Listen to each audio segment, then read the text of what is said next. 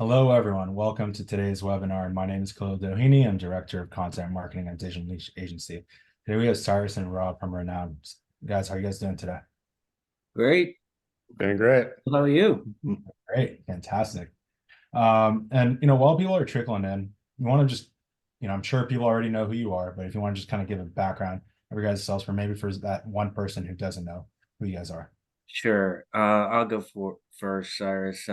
So hi everybody. It's Rob Golden. I'm CEO of Renown, and this is technically our third webinar. So we don't want to be redundant, and I think in the past few webinars we left a lot of questions that we couldn't get to. So today is that opportunity to do that. In the past, we've done some presentations, and those are accessible via replay, and Khalil can give you that detail in the chat and as well. But let me turn it over to Cyrus. Hey everyone, I'm Cyrus Shank. I'm the founder of Renown. Been with this company for quite a while, since the beginning, as I say. And yeah, looking forward to jump on the webinar with everybody. Yeah, no, it might be our third, but it's certainly everybody looking forward to more questions. I think, Rob, the first one we did, we had 78 questions that weren't answered or something. So Yeah, I think yeah, we won't answer those all today, but we're gonna do our best to get some of the most important and pressing ones from everybody. yeah, and I do want to apologize because the first webinar, some of the questions got lost. So this time we're very well prepared to answer all the questions we can, and those that we can't, we will follow up and via Net Capital and with DNA's help get answers out to everybody as well. And I also just wanted to point out the fact that as a ski company um, correctly operates, I'm in Utah today, and Cyrus is in Vermont, so we got the country covered, and we You do have a little more snow though, Rob. We're yeah. staring at a little I'm bit too working, Cyrus. I'm telling you, I'm working on here. So back to you, Khalil. Yeah, awesome. And like Cyrus and Rob mentioned, we are not doing a presentation today. This webinar is focused solely on getting your questions answered. I did add, the replay of our previous webinar here in the chat. And I also do want to remind everyone that, Renown is currently, raising capital on Net Capital. So, if you have any questions or want to learn more about Renown, check out the Net Capital page. I'll go ahead and also add that link here in the chat. But let's go ahead. So if anyone in the audience has a question, please ask it in the Q&A chat box. I'm already seeing some questions coming in. Let's see what the first question is. Why raise only 10,000? What will that cover? Seems like that wouldn't help manufacture very many skis. So I'm not clear about where the number came from. Did you say 10,000? So that's what it says in the question. Yeah, we're actually raising 1.2 million through the crowdfunding raise on Net Capital. We're in addition to that, we are raising another 600,000 through a Reg D accredited investor raise. So a total raise of 1.8 million, of which we're well on the way to reaching that goal. And then how does Renown plan to extend its market presence beyond the current target audience and reach a broader demographic of skiers? So, really good question. I'll give my response to it, Cyrus. I'd like maybe you to respond as well. So, first of all, Renown, I think we know our customers really well. They're serious skiers that appreciate the performance of the skis, and also, in particular, the value of our customer service. And I mean, typically our skiers are not and we don't sell beginner or intermediate skis. We sell skis for the intermediate to advanced to expert skier. And there are also people that, as I said, they're very serious about skiing. many of our customers are doctors, lawyers, both men and women. But we also have a lot of ski patrollers and what we would consider ski professionals in our customer ranks, and we value all of them. I can say at the beginning here that it is not our desire or objective to be the next Rosignol or Vocal or any of these large major ski brands, because we think we have something unique, and we do not have to grow to be that big in order to be very successful. If we reach a skier population of which in the US alone is 1 million, we reach a customer base of 10 to 15,000 in the next 5 years, we'll be extremely successful. And I mean, that's really our horizon, is that 10 to 20,000 in customers, not to be the next Vocal that has 400,000 or sell skis all, you know, in it almost as a commodity. And I don't mean to pick on Vocal or Rosignol. They make great products. They just have a different business model. Yep. Yeah, I would just piggyback on that. And we fortunately have a lot of communication with all of our customers, so we have a good sense of where they are. However, certainly one of the things we want to do more of is strengthen that line of communication and ask more from our customers and see what their thoughts are on the brand, what their thoughts are on like how we can improve. So in terms of expanding the audience, we actually, from our current understanding, we have, our target audience is 35 to 65, but it's really 45 to 65. There's plenty of skiers in that audience, and so for us, it's more of a reach problem. Is like making sure we can reach and connect with more people in those target audiences that are already defined, and that's what we're shifting a lot of energy and focus on. Is like talking to customers who are already in that audience. How can we better serve them, and then also basically their friends. So reach is going to be the main thing. Is we feel pretty good about the audience that we're already going after, but it's just a matter of talking to more people within that audience. Yeah, I'd like to say we know who our best customers are, and our goal is to go out and find more like them. And I was wondering if a women's specific line was coming back out, or was there not enough difference in the performance? I have a pair of the Earhart. Yeah, So happy excited to the answer to that question, but I'm going to let Cyrus do it first, because we are really excited about what our plans are. Yeah, Earhart's 88's definitely coming back next year, no doubt about it. A lot of reasons, but basically factory constraints had to shift things around for this current season. So we'll have a blip in the radar for that. But yeah, that's the Earhart 88's coming back, and we're looking at where does that go. Part of my job moving forward is going to be looking and spending more time in the product line evolution of that. And in the case of the women's ski, I think it's an important element to the product line. I think the Endurance 80 or the Earhart 88 I'm really proud of that ski. I think that it was very well received, and that is because I wasn't there. We said, like, let's do a women's ski, and just had a bunch of incredible athletes and ladies give feedback and build the ski. And the kind of joke is that the only guy that was on that ski was me when I was carrying a bunch of demos down the hill at one point. But I think the reason why that ski was successful and why it's coming back is because there was no dudes in the room when that thing was built. And so looking forward is I want to continue that strategy and continue that brand, the ethos behind that specific model line. And I'm excited to see where it goes beyond just the Earhart 88 coming back next year. Are we and we are bringing out the 98 Earhart 98, right, Cyrus? I mean, that's in the works. That's something that I think it's in the works.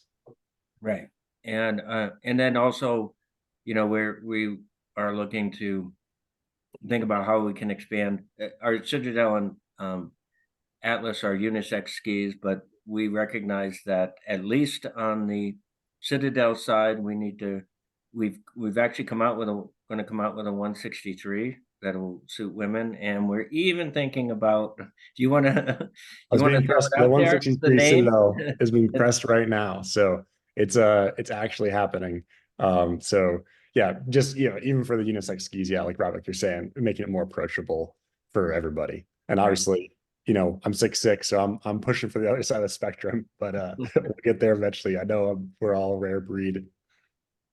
So very excited about really expanding our customer base of women. And then where does manufacturing currently take place and what is the capacity? You want to talk about Utopia, Yeah. Cyrus?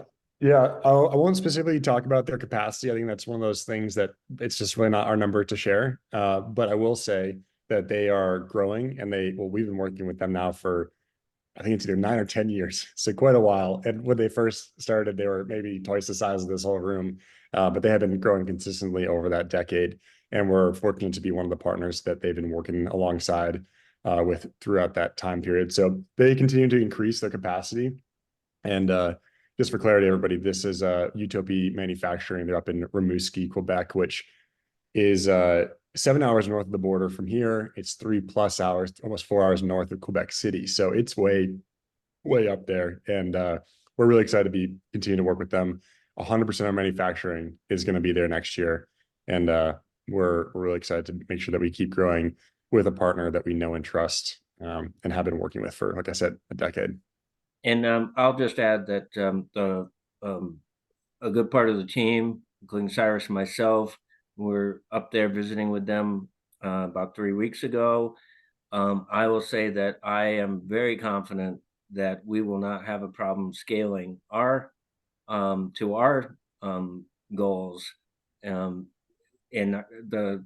it won't be the factory that would be standing in our way. They will be very comfortable meeting our needs.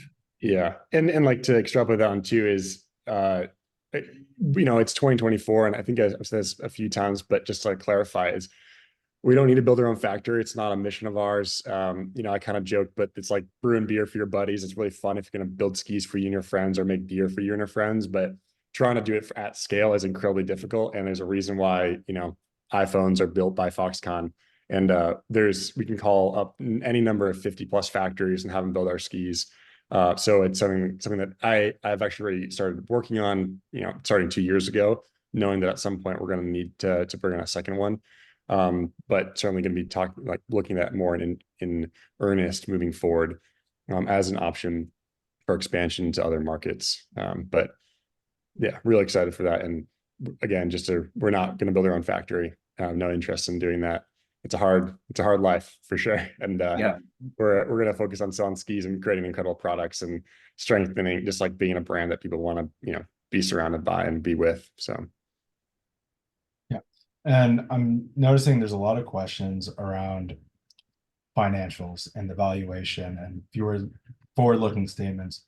Unfortunately, on this webinar, we cannot discuss those. So if anyone has a question around any of those topics, please ask them in the Net Capital Raise page under the discussion section. So that way everyone has access to that information. I will say, Khalil, on the financial side, because I know that it is a very important consideration when you're going to invest in any company. I can say that number one, that historically, based on last year and the year before, 2 years ago, Renoun was borderlining on profitability with a small loss. Last year, we broke into the across the profitability line at 1,100 pairs of skis, and we fully expect to continue that trend. We have zero debt, so as part of the transaction, any kind of debt was taken out of the picture. So that's a critical consideration whenever you're looking at a company. And then from a valuation standpoint, I think we have a very good and realistic valuation of where the company is today. And if you think about, at the $1.1 million valuation starting point pre-money, obviously, once all the money comes in, that's an additive to the valuation. But the ability to scale, to or aspire to a 10x or larger valuation, that is not like trying to go from $100 million company to a $1 billion company. That's very hard. Going from a $1 million company to a $10 million company is a little bit more realistic, or a $1 million company to a $20 million company. Who do you consider your main competition? And then what makes you different than other companies like Peak or Black Crows? And how do you position yourself within the competition? So that's a great question. In our webinar where we did do a presentation, we broke the competitive market down into 3 categories. We called them the big box brands. So, when you think about the big box stores, and those are the brands that have great brand visibility, the Rosignol's, the Solomons, the Elons, the Vocals, etc. But they all operate pretty much on a business model that has been in place for 20, even 30 years. Then there are a number of brands that we put in the category of the lookalike brands, and they operate on a very similar business model. Their primary distribution channel is through shops and demo programs.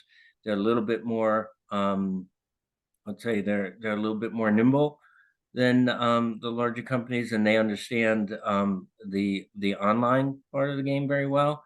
And then there's a group of companies that we call the emerging D2C brands, of which we consider ourselves one.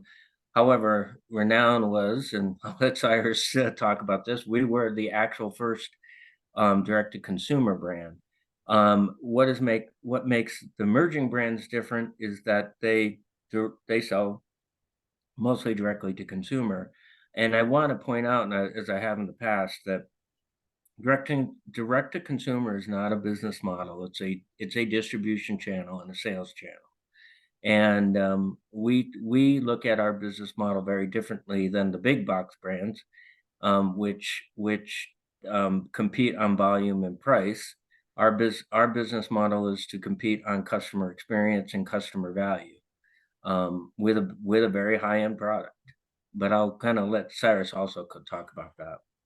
Yeah, like a Black Crows, they're, incredible brand. Their ethos is really, really polished, and it's awesome. And from a distribution model, they're direct, or excuse me, they're wholesale. So we're very different in Black Crows in the sense that we're selling directly online. But although, like Rob said, that's a distribution lever or model, that gives us a lot of communication with a customer that Black Crows just can't tap into. So I think that's pretty unique in the sense that, yes, we're selling skis totally differently, but it's really the two-way communication streets that we're able to have over a company like Black Crows. And we just don't have the same overhead that a company like that would have.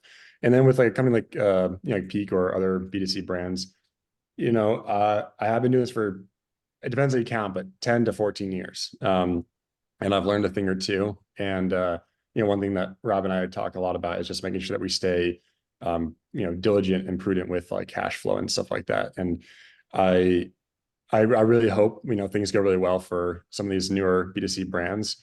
But there's certainly some elements about some of them that just don't, in my head, to stack up in terms of how they could be viable for future growth and stuff like that. So I think Renoun has a really unique experience. We have obviously a technology that no one else has, so it's patented. You can't touch it. So that's on its own is something unique. But between the technology, the experience, and the prudence, I think we have, like, our valuation, I think is reasonable, and our growth trajectories are something that I think is one that other people could look at and agree upon, and not pie in the sky stuff. So I feel really good about where we sit, especially I think the ones that most people listening might be most interested on are like the other B2C brands. We were I know that being first isn't always like, that doesn't mean everything, right? But I think we have crossed a line into the trajectory that we've already shown we can paint is one that no one else can say. So it's I shouldn't say no one else, but almost no one else can say. So I think it sets us apart in a way that is genuinely unique. And I'll say personally that we are cheering for the other D2C brands, these emerging brands, because we believe that Renoun has the ability to disrupt this industry. We think the other brands can as well. We think it's good for the industry to have these disruptive, competitive brands in play, and that if we're cheering for them to be successful, hopefully they're cheering for us to be successful. Because the best way to look at this, I think the best comparison is the beer industry. When you looked at it and said, hey, there was Anheuser-Busch and Heineken and a couple other big beer companies, and along came these microbrews and just changed the game. And that's what I think you're seeing, and what we're the kind of shift that we're trying to create in the ski industry. Yeah. And then, are there any thoughts of developing a Renown race ski? I'll just say That one's yours, Cyrus. yeah, racing is like F1. It's a great way to lose a bunch of money really fast. And it's a loss leader, right? It's the kind of thing that you would like Mercedes would invest in a F1 race so they can learn a bunch of marketing, and B, learn some high-end tech stuff that can filter down into like the car that they might eventually sell in volume and make some money from. And likewise with racing, it's a really long payback period, if ever. It requires a little bit of luck, making sure if you happen to have the athlete who's on the top of the podium. But it's a really expensive, very expensive thing. And I've talked to the companies who have, one, it was a boot company who could factually prove that their boots made their athletes faster.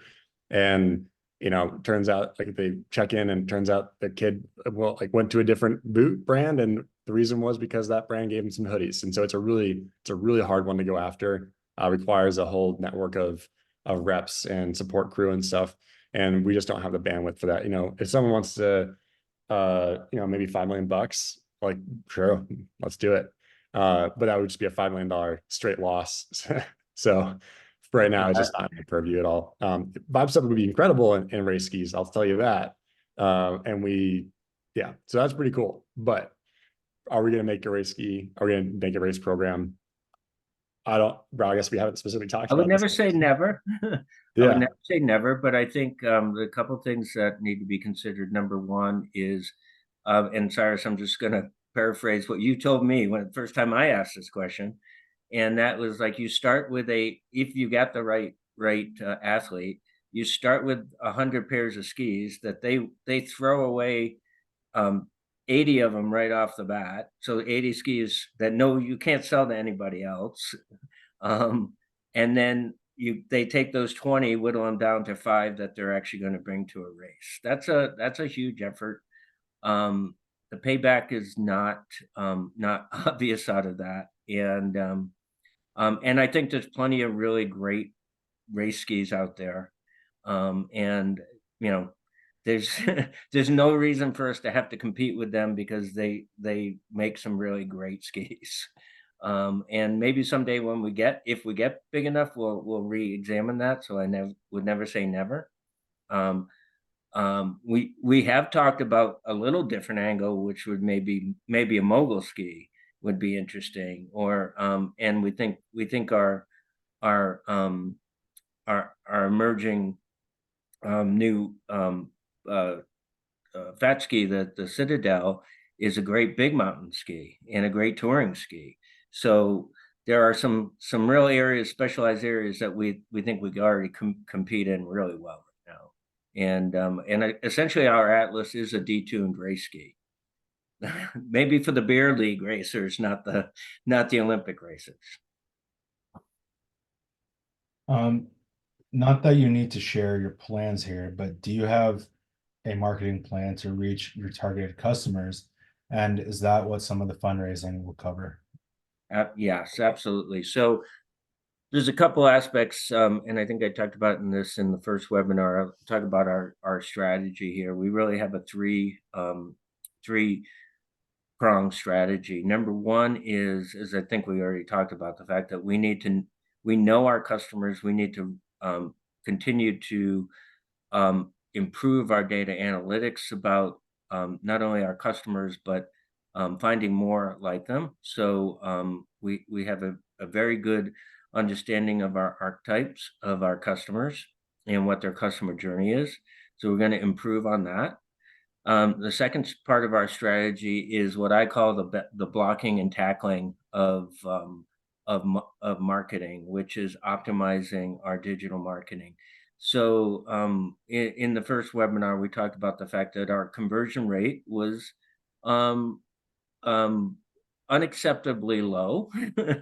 And that has nothing to do with our customers. That has to do with the optimization of our marketing. So while I said noted that we sold 1,100 pairs of skis last year, if our conversion rate was at acceptable levels that would equal a well-performing e-commerce site, we would have sold 5,500 pairs of skis just by fixing that. So that's strategy number two, and I call that's really low-hanging fruit kind of marketing optimization work, blocking and tackling.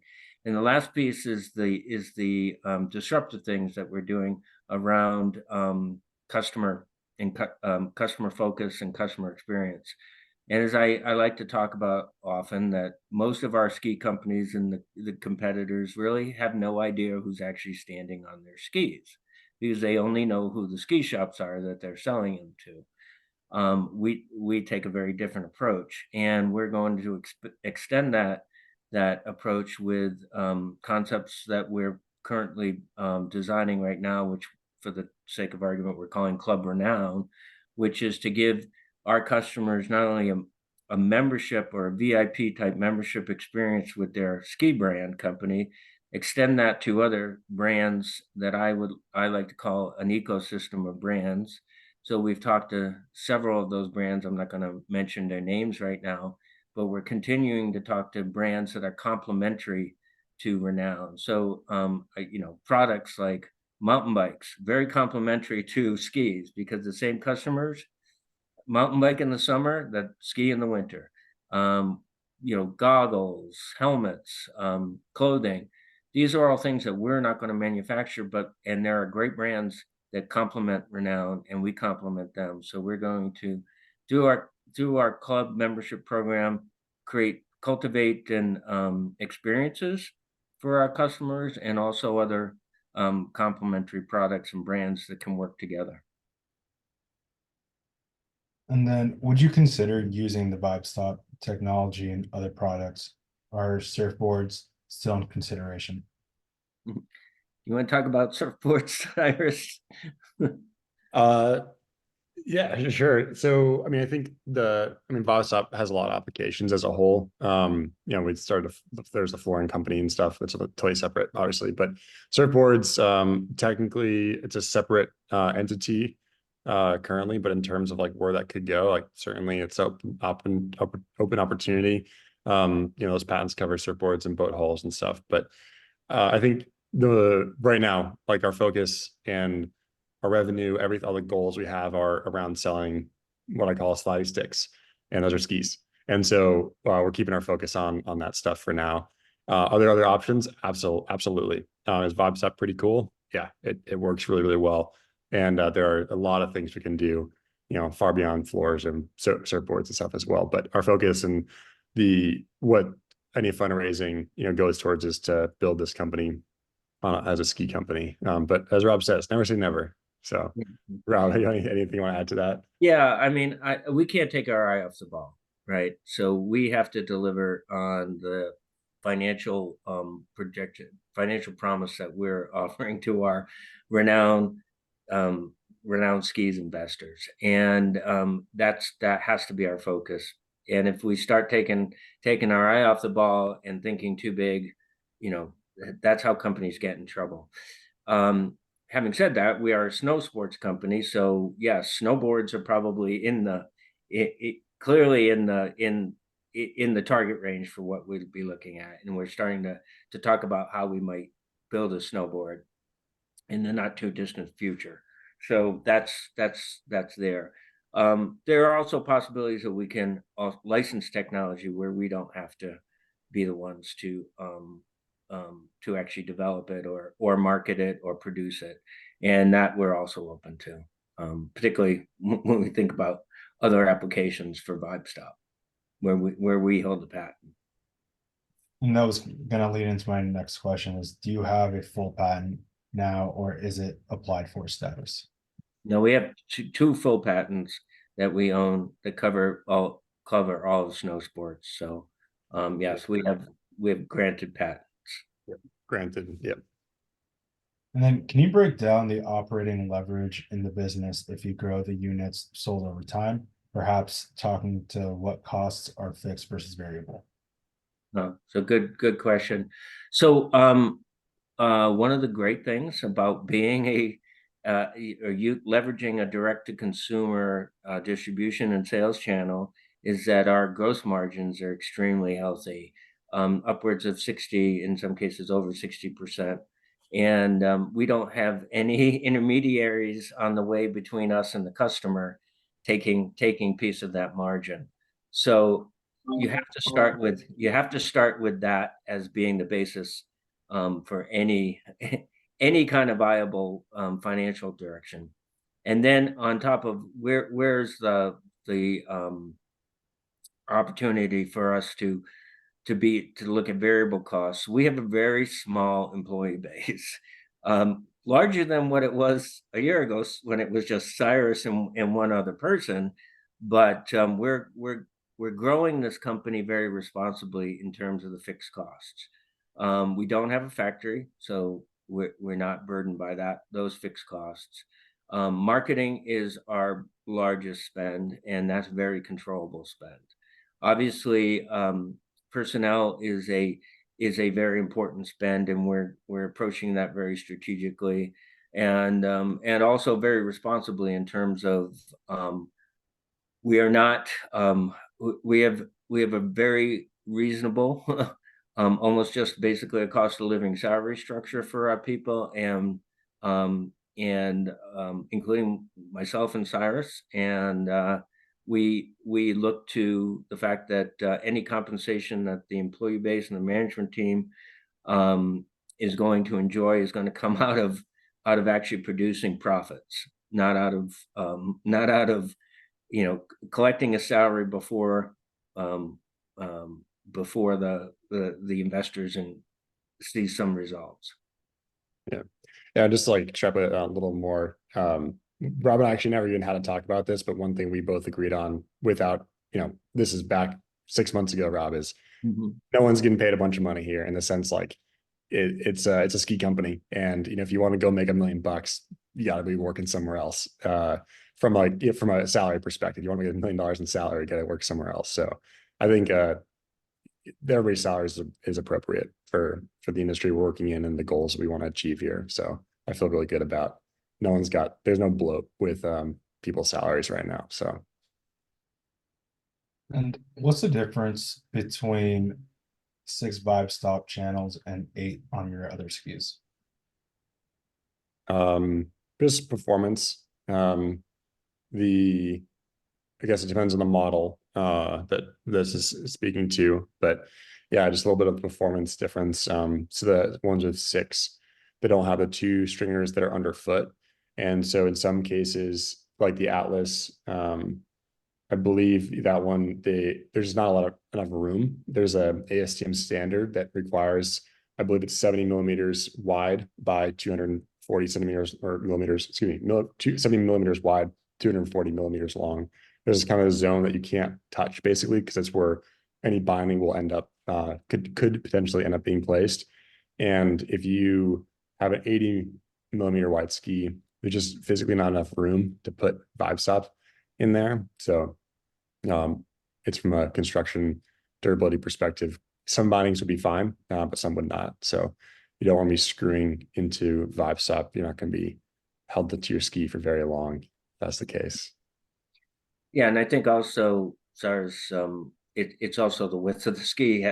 We can put more Vibe Stop in a 106, 107 than we can put in an 80 millimeter ski. Yeah. So which is why there's 3 channels down the length of the 80 and 4 channels down the length of the Citadel. Yep. Yeah, and we could pack more in there. But it starts looking like Swiss cheese. And we've tried skis that actually have a lot more vibe stuff, both with more channels, but like different layerings and stuff. And this right now is a really good combination of like performance and stuff. But I'm like one of the things too I got to work more on is going back and really focusing more on vibe stuff and figuring out exactly how can we optimize, take what we have, which we know works really well, and how do we optimize it, like improve the performance without losing the most important thing is certainly like without losing the ethos of a ski in the first place. Like, for example, some of the skis where we had tons of vibe stop, it gets weird and your brain just doesn't really know what to do with it kind of thing. So we found a balance that I felt really good about, where we stuck with for a while. But again, part of me having a little more free time to work on other projects like product development, I'm really excited to kind of just reinvestigate and figure out how are ways we can improve where vibe stop is placed in different patterns and layering and stuff like that. So it'd be pretty And fun. and I will point out, just because I've seen him do it, and I've seen us working on it. When Cyrus looks at a ski change, it actually develops several different variations of that same ski, and then we go and test it on the snow before it's before we decide which variation we're actually going to produce. And Yeah. I can tell you There's a that with the ski we're coming out with next year. Yeah, there's a kind of joke that's like, ski design's like it's really like 90% like art form and 10% science. When I first started, I was like full on engineer mode and built like the best ski by on paper. And the reality is like it skied like garbage. So it really takes, you got to take your understanding, your knowledge, the history and stuff, and mix that with everything you have with the numbers. But like it has to be a marriage of the numbers and the just experience. So yeah, and then you go test it because at the end of the day, if the skis doesn't ski well, it's not a good ski. It doesn't matter how good it looks on the computer. So you got to make sure it actually skis really well. And the other thing I'm excited about is unleashing Cyrus back on the problems of what other new materials can we put in the skis, because I think the advantage of having upstarts like Renoun or Peak Skis or any of these other brands that are coming out is that they push the envelope because they have to. And if the ski industry can, like any industry, can get kind of rest on its laurels and not be. Well, one reason is because the bigger ski companies don't have much margin, so they really can't Yeah. innovate like we do. Yeah, I mean, anecdotally, I remember distinctly when I was at Clarkson, and this is before I was building skis just for fun, and was showing it off. Like people would come by, it wasn't quite a dorm room, but it was like basically a dorm room, and the people would come by and I'd show them I was like, oh, I'm using aeronautical design principles to build a better ski. And after like the fifth person, I realized like I'm just building the same ski with the same materials, and uh, it's really there's nothing that fancy about it. And when I finally found VibeStop, where at the time it was just like a dilettante non-Newtonian material, that's when I was like, oh, okay, yeah, this is how you differentiate yourself, because I really don't know how you start a ski company without a differentiating technology. Like you got these huge brands that have so much brand leverage and volume that behind them that you have to be thinking outside the box. And fortunately, happened to sit in a material science class and come across VibeStop, but it's super important. And then where does international reach fit into the business plans in terms of priorities? Obviously, penetration is low in the US, so there's potential runway there. However, does international play a role? Yeah, so great question. We are definitely committed to reaching outside of the U.S. We've got to get the U.S. nailed better than we already do. So that's a great opportunity, but we have to be to be a significant brand in the ski industry. We have to also be have a presence outside the U.S. Some of the challenges that we have when we start to think about just distribution outside the U.S. Never mind. I mean, manufacturing is important from a diversification standpoint, and we're looking at that. But distribution is a significant cost. So when you are shipping skis and and customers want to get them here in the U.S., we can get skis as quickly to people as within 2 days after they order them in some cases. but certainly within a week. When you're talking about shipping skis across the Atlantic, in order to get them there in any reasonable amount of time, you're talking about air freight. Air freight's very expensive, so we have to solve some distribution questions. First, if we're going to go to Europe, and then of course, if we're going to go beyond Europe to Asia, and Asia is a very fast growing market in the ski industry. So we have to do that, but we have to do it again responsibly, because we can't let our costs outstrip our ability to turn profit. Sorry, so I'm sure you have a you have a good Yeah. answer to the international question. I mean, so we only target, like 2 years ago, we stopped any advertising outside of the US. And that includes Canada. So we only target the US right now. And like the question the commenter mentioned, yeah, our penetration, we have lots of runway there. So we have got plenty of growth, even if we just stayed within the US. It's amazing to me, though, that we're in Vermont, our warehouse is like down the street here. And just going across the border, that adds, 2 to 3 days of ship time and triples the cost of that package. So as our volume goes up, opening new distribution centers that are like across the borders. And I know, again, I know it sounds silly, but just having one across the border in Montreal would be really beneficial for us. I know there's been questions about shipping directly from the factory. That they're just like, we're not in the business of making skis. They're not in the business of shipping skis. And there's like our warehouse here is incredible. And we're gonna be looking for a partner like them in Canada, who will just what they will do is just ship skis, and they're going to be really good about that. And then you can go in abroad, certainly same thing, having distribution center in the right place, in the right country, whichever one we end up going with first. But I mean, not only is the cost thing, but just the experience. We've all had to put an order in and had a package show up like a day or two later, and it's just like, oh, that's really awesome. Like that was fast. And yeah, it's right now it's just a bad user experience if someone buys a pair of skis and it takes a week and a half, 2 weeks to get them to Germany. So just not fun for the customer. So at some point, it's certainly when we know we can do a good job with the customer experience branch of it. Yeah, and I think, I mean, I can just speak firsthand, because we just had 2 pallets of our new skis for next year shipped and take delivery, and they sat in Montreal and on a loading dock for 2 weeks, and there was nothing we could do about it, and until all the paperwork went through, and that's really frustrating. So. And what do you see as the primary activity that will grow Renoun's market share and market presence? Yeah, so number one is, and we are actually working on this, and part of the use of funds here is to build brand awareness. So brand awareness for us is a critical thing that we must grow, and we are bringing on some very good partners to help us with that. So that's number one. I think our customers are truly our best salespeople, and the more Renoun skis are on the mountain, the the better that's going to be. But we also don't want to proliferate the mountain, because we want to be special. So when you're sitting on the chairlift and somebody looks down and says, "Wow, you got Renoun skis, tell me about those." That's a great experience, and it's a great experience for our customers as well, because I think they're proud of talking about our skis.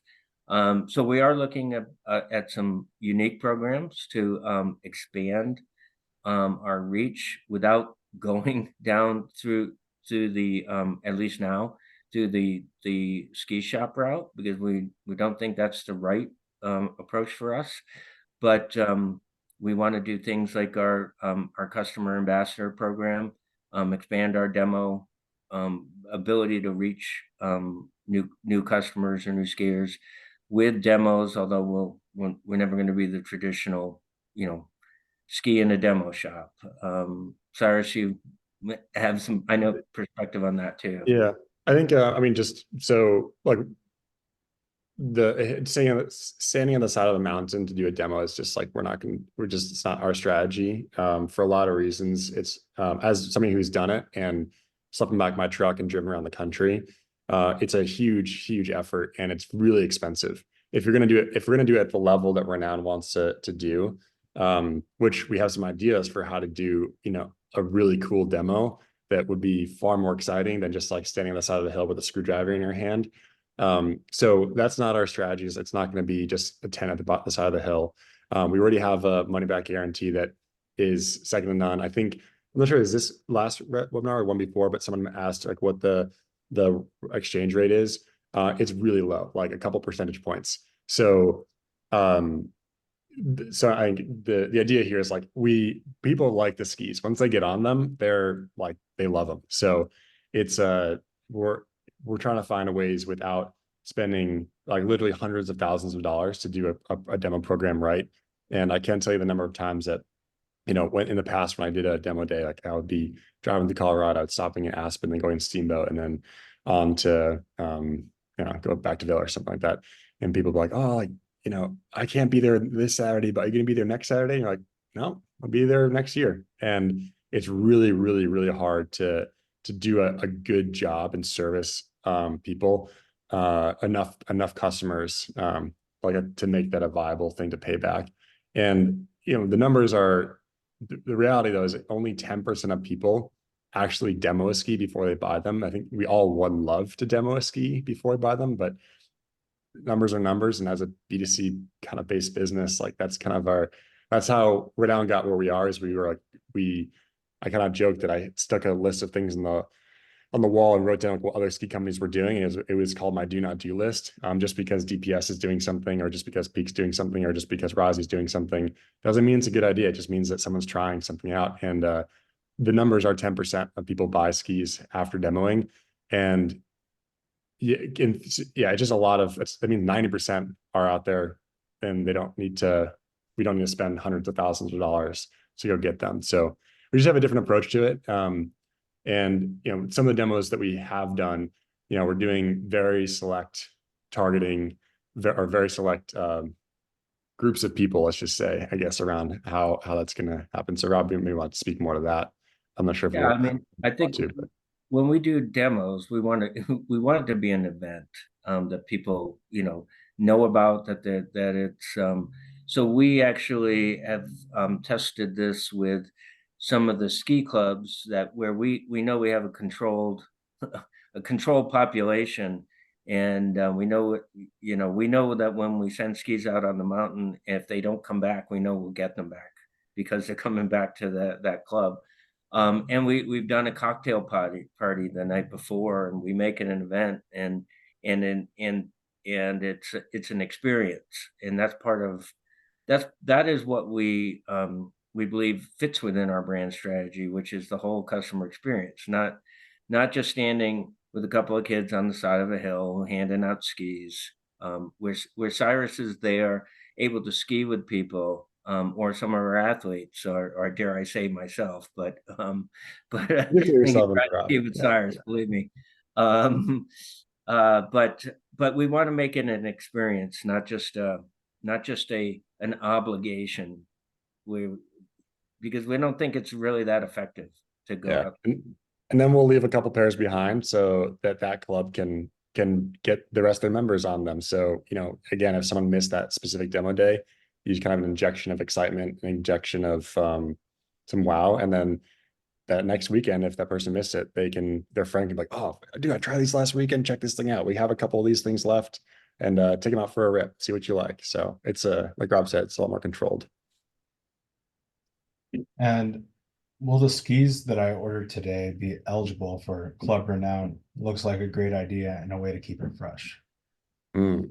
Yeah, great question. And we're talking about that today. So yes, we have to make sure Club Renown is well designed and well thought out when we launch it. And our goal is to launch it by the end of the summer and fall. But again, if we don't feel like we've got all our I's dotted and T's crossed, we're going to hold off. But certainly the people that have bought skis this past year and will buy skis next year will have an easy entry into Club Renown.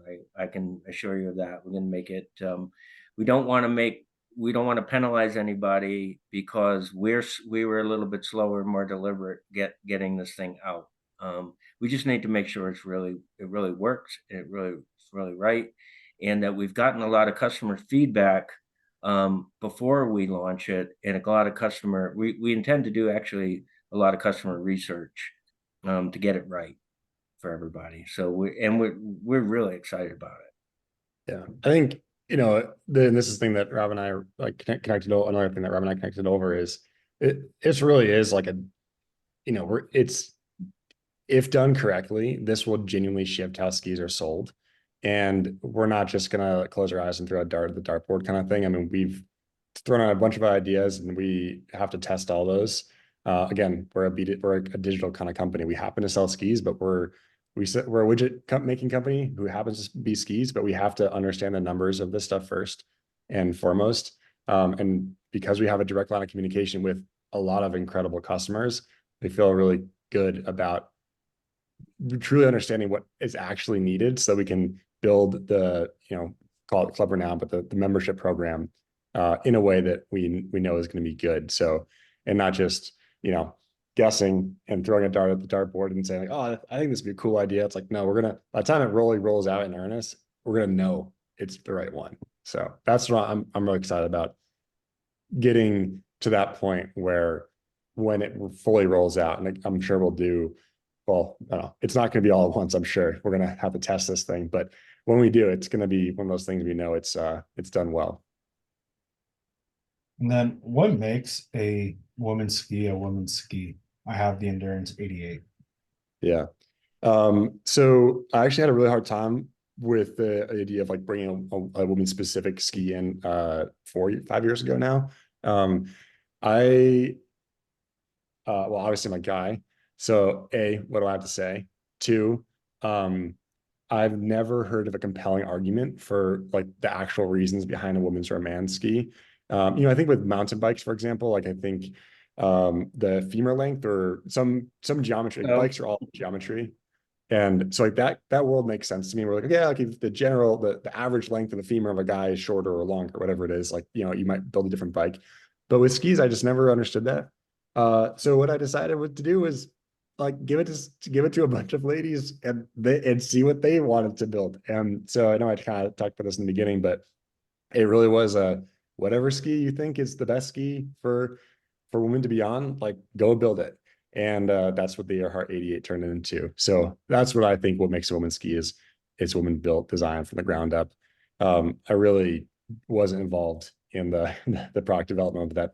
I'm 6'6" and a dude. So like it's just not like I shouldn't be for so many reasons. So yeah, I think it's really important. And I think brands have actually gotten pretty good at this. A lot of ski brands who have, I mean, definitely plenty of stories of women's skis being designed by a room of 8 or 9 dudes. So I think the industry is actually getting like much better at this, and I'm pretty proud to be. Well, yeah, I think we did it right. So I think it worked out. So we want to continue that. Basically, not the hands off, but like just not me in the room or Rob, and that for that matter. That's going to be women. Yeah.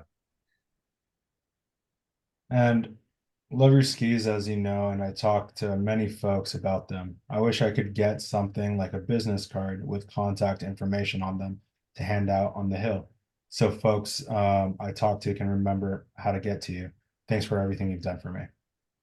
Wow, that's an interesting idea.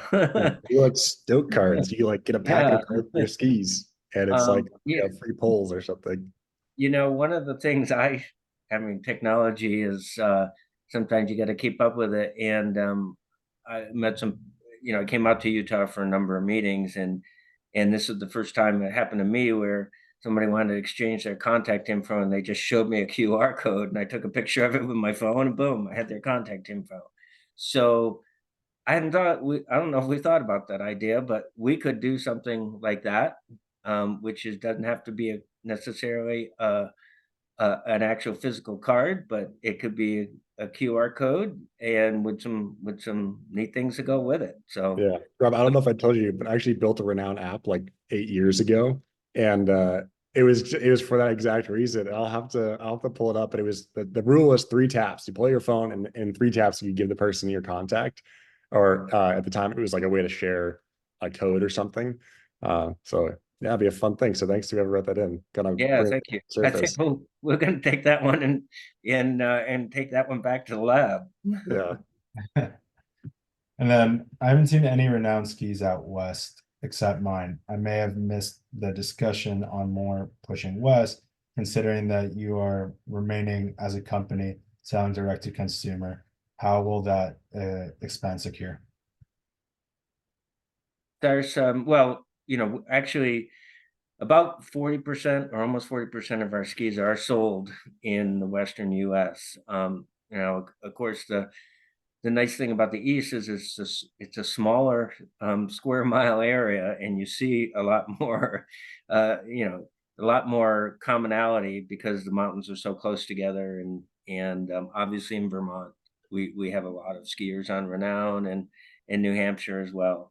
Um, I think that it's harder out west. I mean, the square mileage between mountains is just a lot as well, and all the great mountains in the many Western states, it's a little bit harder. But believe it or not, 40% of our skis are actually sold to Western states. And I think I talked about the brand awareness challenge that we have and that we're going to solve. So no question about it. And there is a although we don't agree with it, there's a notion that because we're a Vermont company, we only make an Eastern ski, and that's absolutely not correct. And I think our Western skiers that are on the 88, the 98, and the Citadel, just absolutely love it. And I'm out here in Utah and been having a number of people test the skis and others who are already on them, and just getting phenomenal feedback. I think we have time for one more question. Both Rob and Cyrus, more of a fun question, but also to understand your work-play balance. How many days on the slopes did you have this year, also known as market research? Yeah, shoemaker's children, I'm afraid. I think I coming in Renown, I got an icon pass and an epic pass, just figuring to be in both mountains. I think I've used my epic pass twice, and I'm definitely not getting the payback on it. And maybe my icon pass 3 or 4 times. And Yeah. and most of that was not because I was out there having fun skiing around.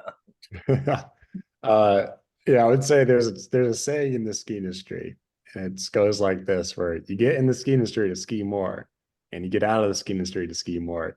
And it's hard. You're working, right? The whole time everybody's you're having fun and you're selling skis. Is like that's when your high season is. So uh we've been working selling skis. Awesome. Cyrus, Rob, is there anything you guys wanted to add before we sign off here today? Yeah, just a huge thank you for the participation in this webinar, and the other ones as well. We actually really love doing this because we love talking to customers, and it's exciting for us to get these questions. I know we didn't get to every single question, but we this time around we're going to. We'll put the answers in a document, an FAQ, if you will, the questions we didn't get to. We'll post it on Net Capital, and just really enthusiastic about being part of events like this, and we want to love to see you on the mountain as well. And we love it when people one thing I know Cyrus and I both really enjoyed is when people do invest on Net Capital, and they put in they have an opportunity to say why they invested and how they can help. We've read every single one of those. We as soon as we can get all the email addresses from Net Capital on how to respond, we just love getting those comments. So it's very energizing for us. Yeah. Yeah, I just want to echo Rob. Thank you everybody for your time. Thanks for listening to us talk about ski stuff for an hour here. So, and Khalil, thank you for moderating and being here with us. I appreciate it, man. Yeah. And like both Rob and Cyrus mentioned, the questions that weren't answered to, we will be getting a copy of those and answering them on Net Capital. So be on the lookout for all of that. Hope everyone has a good rest of their day. Awesome. Thank you, Everyone. everybody.